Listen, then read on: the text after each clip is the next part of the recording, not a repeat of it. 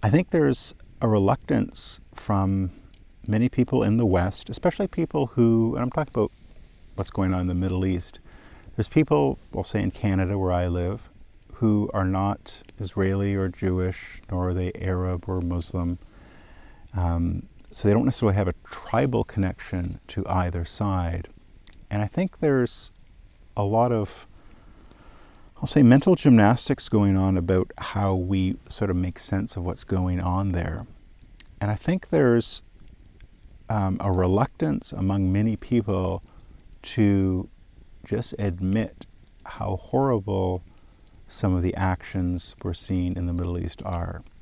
I think part of the reason some people might be reluctant, and I think this instinct might come from a good place actually, even though I think it is misguided, is for those of us who, like I said, aren't Jewish or Arab or Muslim, our tendency is to look at a people group that looks much different than us, see them do some horrible things, and we're reluctant to say, wow, those people are doing some horrible things. I think because we're concerned on some level that we are thinking or saying or implying that the reason those people are doing horrible things is because they're those kinds of people, meaning that particular race or that particular ethnicity.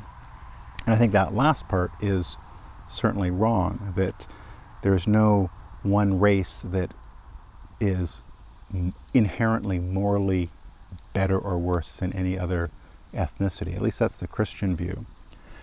Yet at the same time, I think it is important that we recognize that not all actions, not all decisions, not all activities are equally good. And I want to kind of unpack, I guess, what I understand as sort of the Christian view on these things. So I guess on the sort of the good and evil spectrum, there's two things that are sort of seem at odds, but actually aren't. On the one hand, Christians believe that every single person somehow bears the image of God, that there is a spark of the divine or some image. Like what that means we could go into, I guess, but there's something valuable, inherently valuable about every single human being just because they're humans, quite apart from their actions. And then on the other side, other end of the spectrum, no matter who you are, despite having been image bearers, each of us still come up short. We fall short of the glory of God, that we don't do as well as we could or as well as we ought to, that there's corruption in us, that even when we try to do good, we're ultimately broken people. We are given to what Christians would call sin and sinful activity. So there's that image of God, yet there's sinfulness. Now, in the view of race, and this is something that by today's standards I don't think people recognize, is something that's quite incredible about, I guess, the Christian faith, that many other religions, especially in older times or sort of worldviews, definitely would divide the world into different tribes or people. Whereas the Christian worldview believes that, each person is equally human and equally valuable, and that God calls each of them to be in a relationship with them, irrespective of their ethnicity. Now, I guess with the good and evil, I think we need to be able to, on the one hand, say there are some people over here who bear the image of God, that they are not irredeemable, but are potentially redeemable, that they're humans, they bear the image of God, as I said, and they are choosing actions that are reprehensible, that are against what God calls all of us to do. And it's not because of their race, it's because they, like us, are sinful, that we fall short. We all fall short. Now, maybe because we live in the West and we've had, I guess, a certain amount of what we might call cultural Christianity, some of these views are sort of embedded in our culture and have been for, many centuries or a couple of millennia. And we sort of tend to forget that these sort of Western views, not that it's the same thing as Christianity, but have been heavily influenced by Christianity. So what we assume is the norm, even putting religion aside, isn't necessarily shared, that view isn't shared with every single person. That there are people who hold different views that don't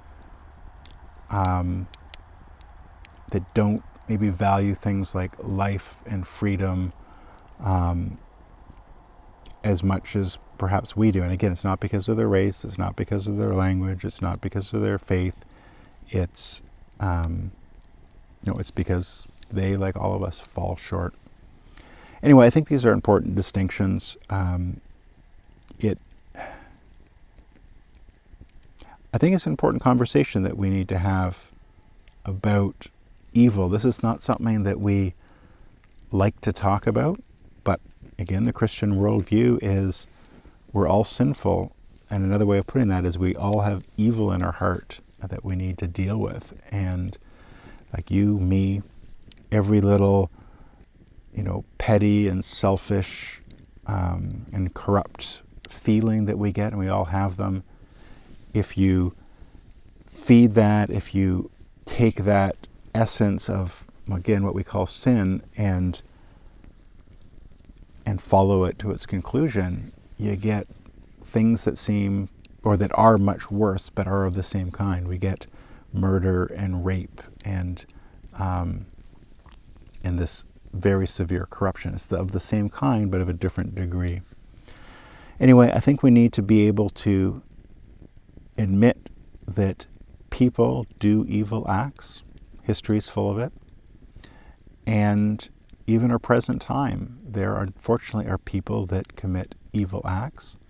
And we need to be able to speak honestly about the behavior, while also reminding ourselves and others that the people that commit these horrible things are also created in the image of God and are themselves inherently valuable despite the bad actions that we all choose from time to time. And anyway, I'll leave it there, but this is just something that's on my mind, and I think we need to have the courage to have these kinds of conversations.